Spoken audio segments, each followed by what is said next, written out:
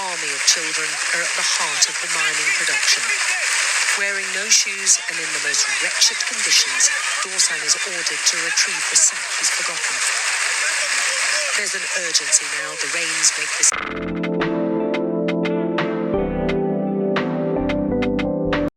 An army of children are at the heart of the mining production. Wearing no shoes and in the most wretched conditions, Dorsan is ordered to retrieve the sack he's forgotten. There's an urgency now. The rains make this dangerous work even more risky, and Dorsan's told in no uncertain terms he risks a beating if he messes up again. Dorsan, with Richard beside him, have worked all day. They're 8 and 11 years old. Even this punishing work doesn't guarantee enough for food. Dorsan hasn't eaten for 2 days now. This is what helpless looks like, and he's one of the children making millions for multinational corporations in America and China whilst they suffer in squalor. I don't know how many times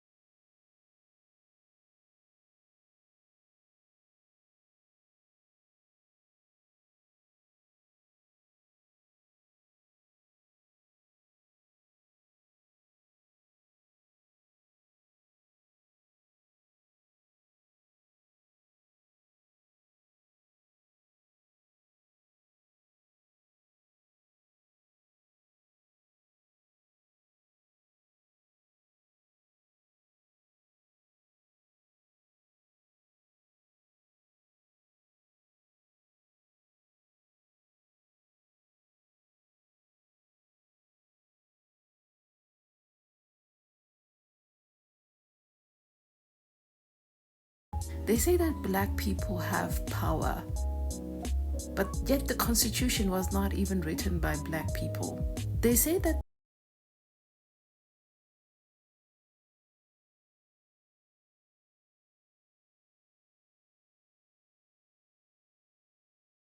we don't even have access to actual information about apartheid, what it is, how it functions, how detailed it is in terms of oppression.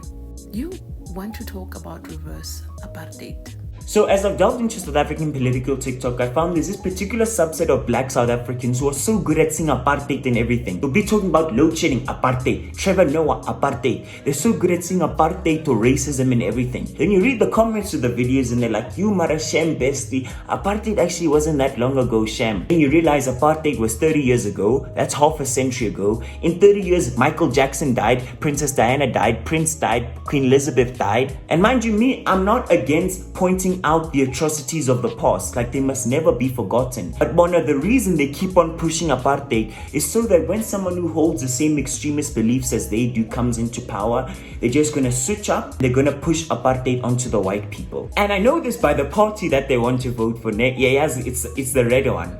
And I realize these people actually don't care about oppression or racism so long as it's not happening to them. I see this by how they're willing to turn a blind eye to the racism that the Red Party is doing, or you ask them about the racism of the ANC and their racist policies and they can't answer.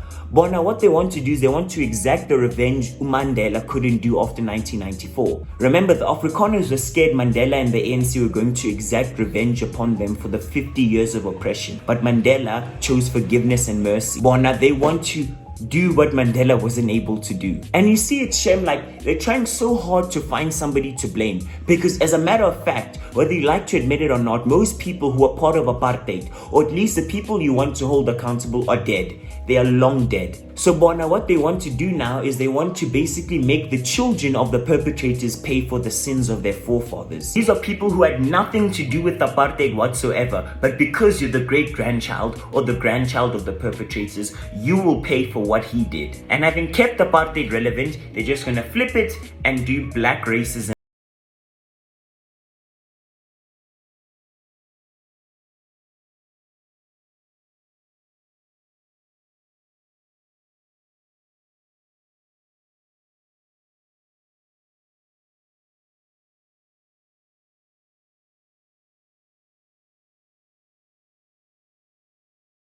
Oppression always have the loudest mouth to talk.